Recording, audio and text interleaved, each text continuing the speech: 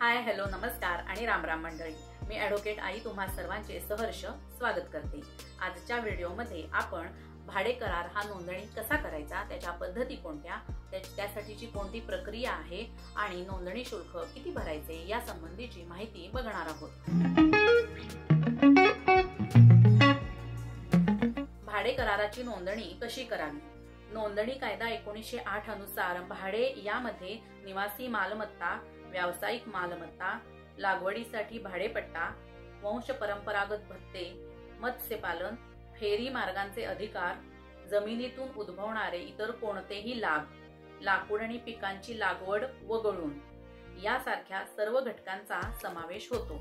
आता भाडे कराराची नोंदणी ऑनलाईन आणि ऑफलाईन अशा दोन्ही पद्धतीने करू शकतो।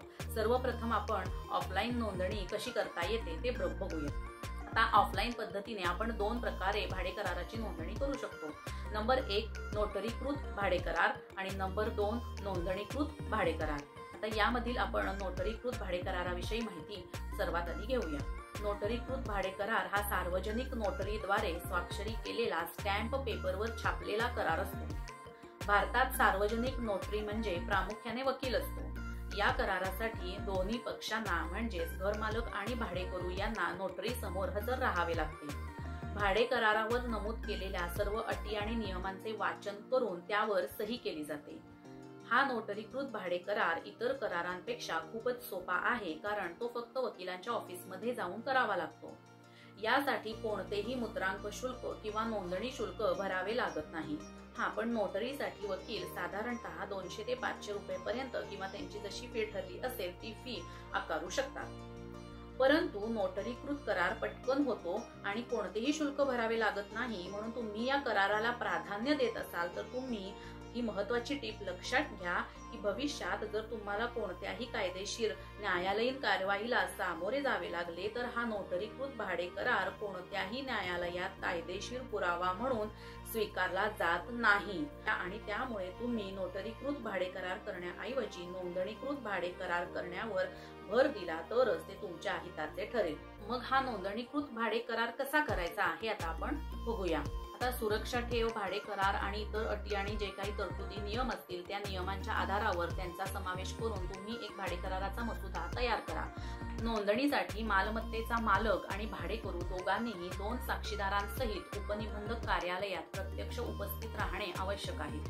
दोन्ही पक्ष समजा एकाच वेळी उपस्थित राहणे शक्य नसेल तर ज्या व्यक्तीला उपस्थित राहणे शक्य नाही त्या व्यक्तीने एक मुखत्यार पत्र म्हणजेच पॉवर ऑफ अटर्नी वर सही करून हा अधिकार दुसऱ्या व्यक्तीला देणे गरजेचे आहे आणि या अटर्नीला करार बंद करण्याचा अधिकार प्रदान करणे हे देखील गरजेचे आहे, हे तुम्ही लक्षात ठेवा।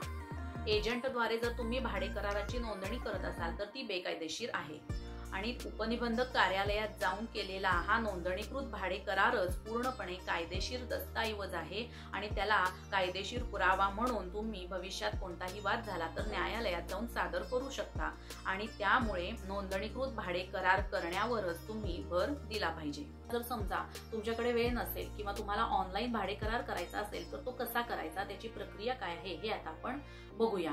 महाराष्ट्रात काही राज्यांमध्ये भाडे कराराची ऑनलाईन नोंदणी करता येऊ शकते आणि यासाठी तुम्ही या वेबसाईटवर जाऊन क्लिक करा, तेथे तुमची प्रोफाईल तयार करा, सर्व अटी आणि तरतुदींचा तपशील भरा।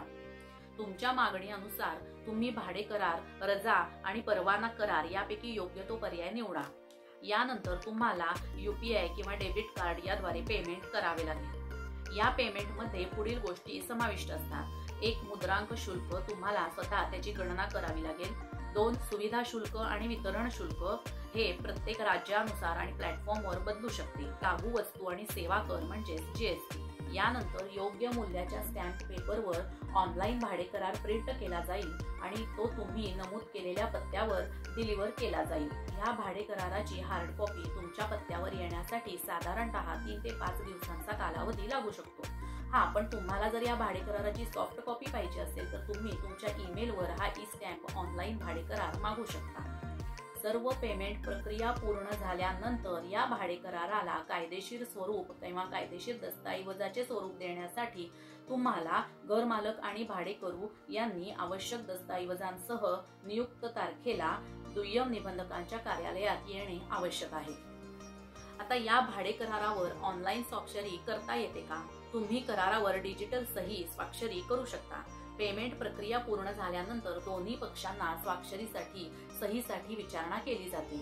या डिजिटल सहीनंतर तुम्ही ऑनलाईन भाडे करार डाउनलोड करू शकता. माहिती तंत्रज्ञान कायदा 2000च्या कलम 5 अनुसार डिजिटल स्वाक्षरीला कायदेशीर मान्यता प्राप्त झाली आहे. त्यामुळे त्याचं टेन्शन तुम्ही घेऊ नका. आता नोंदणी शुल्क किती आहे? महाराष्ट्रामध्ये वेगवेगळ्या ठिकाणी वेगवेगळे नोंदणी शुल्क आहे. महापालिका क्षेत्रांतर्गत येणाऱ्या मालमत्तांसाठी नोंदणी शुल्क 1000 रुपये आहे आणि ग्रामीण भागासाठी नोंदणी शुल्क 500 रुपये आहे. 60 महिन्यापर्यंतचा जर भाडे करार तुम्हाला करायचा असेल तर त्या एकूण भाड्याच्या 0.25% रुपये इतके नोंदणी शुल्क तुम्हाला भरावे लागेल. भाडे कराराचे नोंदणी शुल्क कोणी भरावे? भाडे करारासाठी कोणी पैसे द्यावे हे निश्चितपणे सांगणारा कोणताही असा कायदा नाही. परंतु परस्पर समजुतीने भाडेकरू आणि घरमालकाने ही किंमत विभागून भरली पाहिजे, जेणेकरून कोणा एकावरच याचा भार पडणार नाही आणि त्यामुळे कोणताही वाद उत्पन्न होणार नाही. ही होती भाडे करार नोंदणी संबंधीची सर्व डिटेल माहिती. आता हा भाडे करार 11 महिन्यांचाच का केला जातो? मग मॉडेल टेनन्सी कायदा काय सांगतो? याची सर्व माहिती मी माझ्या पुढच्या व्हिडिओमध्ये देणार आहे. तो व्हिडिओ देखील तुम्ही पाहायला विसरू नका. व्हिडिओ तुम्हाला आवडला असेल तर लाईक, शेअर आणि सबस्क्राईब करा. धन्यवाद.